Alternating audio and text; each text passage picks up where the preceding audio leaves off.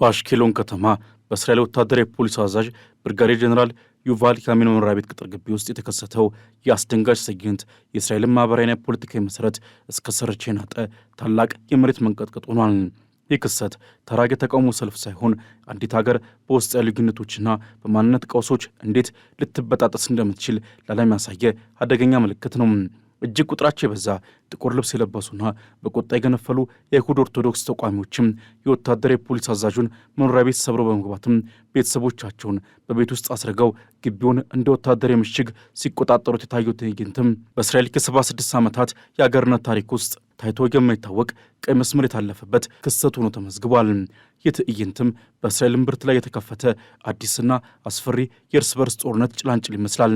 ይህ ሁሉ መከራ የተቀሰቀሰው የእስራኤል ጠቅላይ ፍርድ ቤት ሚያዝያ 26 ቀን ያስተላለፈውን እጅግ ጠንካራና ታሪካዊ የተባለ ውሳኔ ተከትሎ ነው። ፍርድ ቤቱ ለዘመናት የአይሁድ ኦርቶዶክስ ወጣቶች ወደ ውትድርና እንዳይገቡ ተሰጥቶ የነበረው ነፃ መብት እንዲቆም፣ ውትድርናን እምቢ በሚሉ ላይ የወንጀል ክስ እንዲመሰረት፣ ከዚህም በላይ ደግሞ መንግሥት ለእነዚህ ወገኖች የሚሰጠውን ልዩ ልዩ የገንዘብ ጥቅማ ጥቅሞች በአስቸኳይ እንዲያቋርጥ አዘዘም። ይህ ውሳኔ በኦርቶዶክስ ማህበረሰቡ ዘንድ እንደ ሃይማኖታዊ ጥቃትና እንደ ኢኮኖሚያዊ ስቅላት ተቆጥሯል። ፍርድ ቤቱ የሰጠው ትእዛዝም የአካባቢ ታክስ ቅናሾችን፣ የህዝብ ትራንስፖርት ድጎማዎችንና የህፃናት እንክብካቤ እርዳታዎችን የሚነካ በመሆኑ የማህበረሰቡን የኑሮ መሰረት የሚንድ የኢኮኖሚ ሰይፍ ሆኖባቸዋል። የወታደራዊ ፖሊስ አዛዡ ዩቫል ካሚንና ቤተሰባቸው በገዛ ቤታቸው ውስጥ አግተው በድንጋጤ ሲጠበቁ የአይሁድ ኦርቶዶክስ ወንዶች አንቀጠርም እያሉ በግቢ ውስጥ ሲደሰኩሩ የሚያሳየው ምስል በመላው እስራኤል ከፍተኛ ቁጣን ቀስቅሷል። ጠቅላይ ሚኒስትር ቤንያሚን ኔታንያሁም ይህን እርምጃ ጭካኔ የተሞላበትና አውራዊ ጥቃት ሲሉ ቢኮንኑም የፍጥጫው ትልቁ ሰለባ ግን እሳቸውና የመንግስት ህልውናቸው ነው ሲል አዣንስ ፍራንስ ፕሬስ በዘገባው አስፍሯል። ኔታንያሁ በስልጣን ላይ ለመቆየት የግድ የአይሁድ ኦርቶዶክስ ፓርቲዎች ድጋፍ ያስፈልጋቸዋል። እነዚህ ፓርቲዎች ደግሞ ልጆቻችን ወደ ውትድርና ከገቡ መንግስቱን እናፈርሳለን የሚል ዛቻ ከማቅረባቸውን በላይ በጋራ የኔታንያሁን አስተዳደር ለመገልበጥ እየተንቀሳቀሱ ነው። ኔታንያሁ አሁን ሁለት ስለት ባለው ቢሏ ላይ እየተራመዱ ነው። በአንድ በኩል የፍርድ ቤቱን ትዕዛዝ የማስፈጸም ግዴታ፣ በሌላ በኩል ደግሞ የስልጣን መንበራቸውን የመጠበቅ አጣብቅኝ ውስጥ ወድቋል። የእስራኤሉ መከላከያ ሚኒስትር እስራኤል ካትዝ ይህንን ክስተት ሆን ተብሎ የተፈጸመ ሰላማዊ መኖሪያ ቤት የመድፈር እርምጃ በማለትም በደህንነት ኃይሎች ላይ የሚሰነዘር ማንኛውም ጥቃት ይቅር የማይባል መሆኑን አስጠንቋል። ሆኖም ግን ይህ ፍጥጫ ከመሬት ተነሳ አይደለም። እንደ አውሮፓውያን አቆጣጠር ከ1948 ሀገሪቱ ከተመሰረተችበት ጊዜ ጀምሮ በሃይማኖታዊ ትምህርት ቤት ውስጥ ሙሉ ጊዜያቸውን የሚያሳልፉ ወጣቶች ከውትድርና ነፃ እንዲሆኑ የሚፈቅደው ሕግም በእስራኤል ዓለማዊና ሃይማኖታዊ ማህበረሰብ መካከል የቆየ የቁስል ጠባሳ ነው። ሌላው እስራኤላዊ ለሀገሩ ሲሞት እነዚህ ወገኖች እንዴት በነፃ ይቀመጣሉ የሚለው የዓለማዊ ማህበረሰብ ጥያቄ አሁን ወደ ከፍተኛ የጎዳና ላይ ትግል ተቀይሯል። ትልቁ ስጋት ግን እስራኤል ከውጭ በኢራን፣ በሊባኖስ ማለትም በሄዝቦላና በጋዛ ታጣቂዎች ተከባ ባለችበት በዚህ አስፈሪ ወቅትም የውስጥ አንድነቷ እንዲመላላቱ ነው። የጦር መኮንኖች መኖሪያ ቤት ሳይቀር በሀገር ውስጥ ተቋሚዎች የሚደፈር ከሆነ አገሪቱ ለውጭ ጠላቶቿ ያላት የመከላከል አቅም ጥያቄ ውስጥ ይገባል።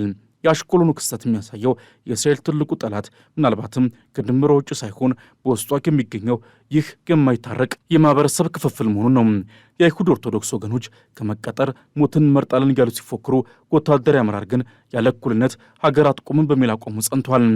ዛሬ እስራኤል በታሪኳ አይተው የማታውቀው እጅግ አስፈሪና መሠረታዊ የሆነ የመፈራረስ አደጋ ተደቅኖባታል። ይህ አደጋ ከኢራን ሚሳኤሎች ወይም ከሐማስ ዋሻዎች የሚመነጭ ሳይሆን ከሀገሪቱ የልብ ትርታ ከኢየሩሳሌምና ከአሽኬሎን መንገዶች የሚፈልቅ የውስጥ እሳተ ገሞራ ነው። እስራኤል ዛሬ በአንድ ባንዲራ ስር የሚኖሩ ነገር ግን ፍጹም የተለያዩ ቋንቋዎችን የሚናገሩ የተለያዩ ሴቶች ያላቸውና አንዳቸው ለሌላው የህልውና ስጋት የሆኑ ሁለት ማህበረሰቦች መናጫ ሆናለች። በአንድ በኩል ለሀገሪቱ ደምና አጥንታቸውን የሚሰጡ በዘመናዊነትና በዲሞክራሲ የሚያምኑ ጽዮናውያን፣ በሌላ በኩል ደግሞ ከእግዚአብሔር ሕግ ውጭ ለምድራዊ መንግስት አንገዛም የሚሉ ራሳቸውን ከሀገር የግዴታዎች አገለሉ አልትራ ኦርቶዶክስ አይሁዶች። ይህ ክፍፍል ዛሬ ወደ ግልጽ ጦርነት ተሸጋግሮ የሀገሪቱን ወታደራዊ መዋቅር እስከ መናድ ደርሷል። የሚያዝያ 2026 ክስተትም እስራኤል ምን ያህል አደገኛ አፋፍ ላይ መቆሟን ለዓለም ያበሰረ አስደንጋጭ ትዕይንት ነበር። በአሽኬሎን ከተማ የሚገኘው የእስራኤል ወታደራዊ ፖሊስ አዛዥ የብርጋዴር ጀነራል ዩቫል ካሚን መኖሪያ ቤት በቁጣ በገነፈሉ በመቶዎች የሚቆጠሩ አልትራ ኦርቶዶክስ ወጣቶች ዞሯል። የድርጊትም ተራ ተቃውሞ አይደለም። ይልቁንም የሀገሪቱን የደህንነት ምሰሶ በገዛ ዜጎቿ የመናድ የወታደራዊ ተቋማቱን ክብር የማጓረድና በመንግስት ላይ የተሰነዘረ ግልጽ አመፅ ነው። ተቋሚዎቹ የጀኔራሉን አጥር ሰብሮ በመግባት የአትክልት ስፍራውን በመቆጣጠርና ምሽግ በመስራት የሰራዊቱን ከፍተኛ መኮንን ከነቤተሰቡ በገዛ ቤታቸው ውስጥ እንዲታገቱ ማድረጋቸው እስራኤል ውስጥ ሕግና ስርዓት በሃይማኖታዊ ስሜት መሸነፉን ያሳያል። ጀኔራል ጋሚን በጦር ግንባር ጠላትን የሚጋፈጡ መኮንን ቢሆኑም በገዛ ሀገራቸው ግን በሃይማኖት ስም ደመኛ ጠላት ተደርገው ተቆጥሯል። የጥቃት ተፈጸመውም ከፍተኛው ፍርድ ቤት በየሺቫ ወይም የሃይማኖት ትምህርት ቤት ተማሪዎች ላይ የሚሰጠውን የገንዘብ ድጋፍ እንዲቋረጥና በውትድርና ግዳጅ የማይሳተፉት ላይ የወንጀል ክስ እንዲመሰረት ትዕዛዝ ካስተላለፈ በኋላ መሆኑ ፍጥጫው ወደ ህልውና ጦርነት መቀየሩን ያረጋግጣል። ይህንን ቀውስ ለመረዳት የዛሬ 78 ዓመታት ወደ ኋላ መሄድ ያስፈልጋል።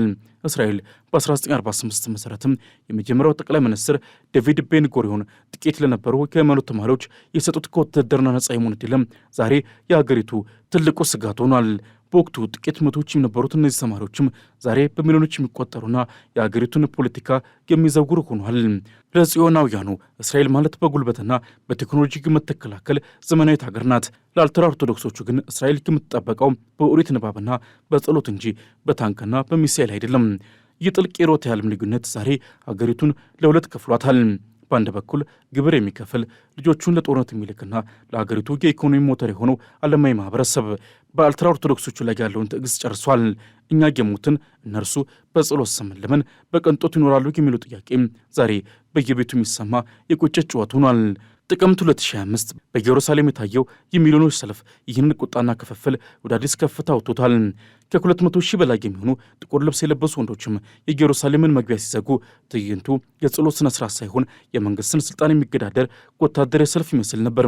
በዚያው ላይ የተከሰተው አሳዛኝ ሞትም የጉዳዩን አሳሳቢነት ይበልጥ አጉሏል። የ20 ዓመቱ መናኸም ሜንዴሊትዝማን ከግንባር ተወድቆ ሕይወቱ ሲያልፍም ተቃዋሚዎቹ ለሞቱ ምክንያት ያደረጉት ፖሊስንና መንግስትን ነው። ይህ ወጣት ለሃይማኖቱ ሲል ሕይወቱ እንደሰጠ ሰማዕትም ተቆጥሯል። በተቃራኒው ደግሞ በዚያው ሰዓት ጥቂት ኪሎ ሜትሮች ርቆ በሚገኘው የዋሊንጎል ወይም የለቅሶ ግንብ አዲስ የተመሰረተው የአዝሞኒያን ብርጌድ ወታደሮች የውትድርና ማላት ሲፈጽሙ ነበር። እነዚህ ሁለት ትዕይንቶችም የእስራኤልን ነባራዊ ሁኔታ ቁልጭ አድርገው ያሳያሉ።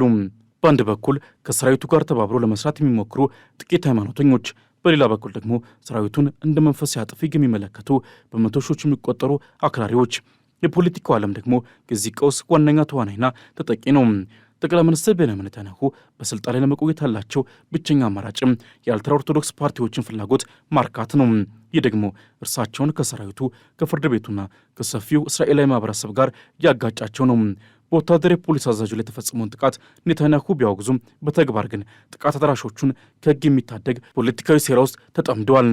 ይህ የኔታንያሁ የሁለት ቢላዋ ጨዋታ አገሪቱን ወደ ፍጹም መንግስት አልባነት እየገፋት ነው።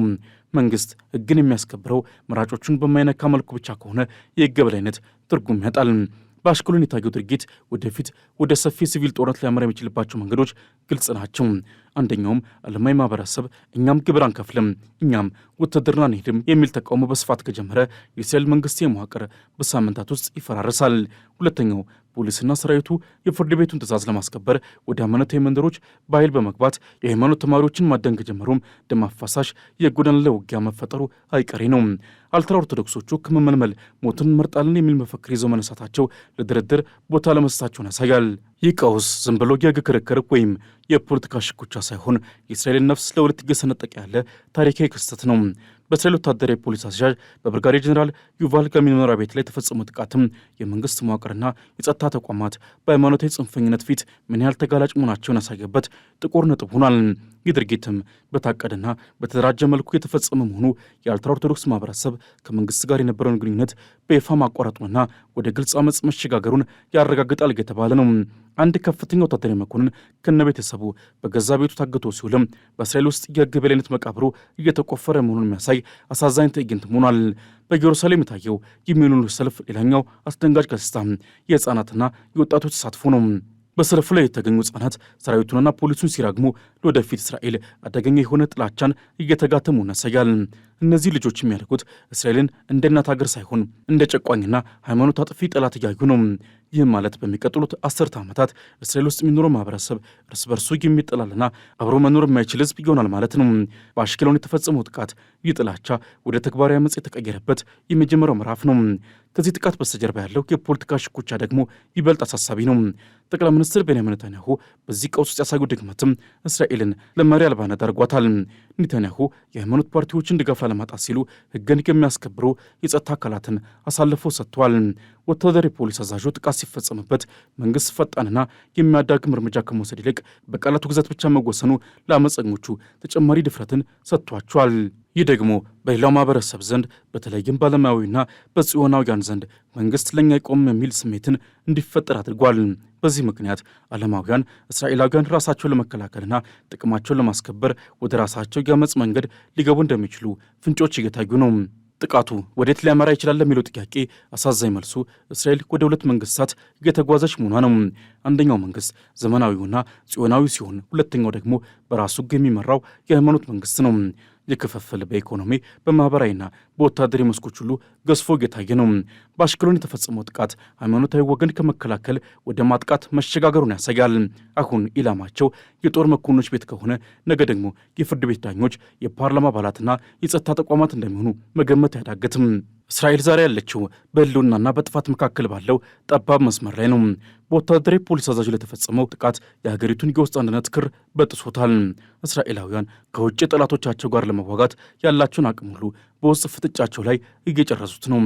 ይህ ቀውስ በውይይት ወይም በፖለቲካ ስምምነት የሚፈታበት ጊዜ ያለፈም ይመስላል። ፍጥጫው አሁን በጠመንጃና በጸሎት መጽሐፍ፣ በዩኒፎርምና በጥቁር ልብስ፣ በሕግና በእምነት መካከል የሚደረግ ፍጹም ጦርነት ሆኗል። እስራኤል ይህንን ውስጣዊ ሱናሚ በሰላም ካላለፈች የታሪክ መጽሐፍት ስለ እስራኤል ውድቀት የሚጽፉት ከጠላት ወረራ ይልቅ በገዛ ልጆቿ መካከል በበቀለ ጥላቻና ክፍፍል እንደፈራረሰች አድርገው ይሆናል። ዛሬ በአሽኬሎን የፈሰሰው እንባና የተሰማው የዛቻ ድምፅም የነገዋ እስራኤል የምትገኝበትን አስፈሪ ጨለማ የሚያበስር የጥፋት ደውል ነው። በቀጣይ የሚጠበቀው ትዕይንት ይበልጥ አሳሳቢ ነው። መንግስት የፍርድ ቤቱን ትዕዛዝ ተከትሎ የታክስና የትራንስፖርት ጥቅማጥቅሞችን መቆረጥ ሲጀምር ተቃውሞ ከግቢ መውረር አልፎ ወደ መጠነ ሰፊ አመፅ ሊቀየር ይችላል። የኔታንያሁ ጥምር መንግስትም በዚሁ ውዝግብ ሰበብ ሊበተንና አገሪቱ ወደ አዲስ ምርጫ ሊያመራ ከምትችልበት ድል ሰፊ ነው። የአሽኬሎኑ ግቢ ወረራ የእስራኤል ዲሞክራሲ ጭንብል ተገፎ የሃይማኖትና የሲቪል ሕግ ፍጥጫ እርጥብ ጨርቅ ሆኖ የታየበት አጋጣሚ ነው። ዓለም አቀፉ ማህበረሰብ እስራኤልን በውጭ ጦርነቷ ሲመለከት ቢቆይም አሁን ግን የአገሪቱ ህልውና በገዛ ልጆቿ እጅ ላይ መውደቁን ታዝቧል። ይህ በወታደር የፖሊስ አዛዡ መኖሪያ ቤት ላይ የተጀመረው እሳትም መላውን እስራኤል ወደማይወጡበት ማህበራዊ ቀውስ ይዟት እንዳይገባ ያሰጋል።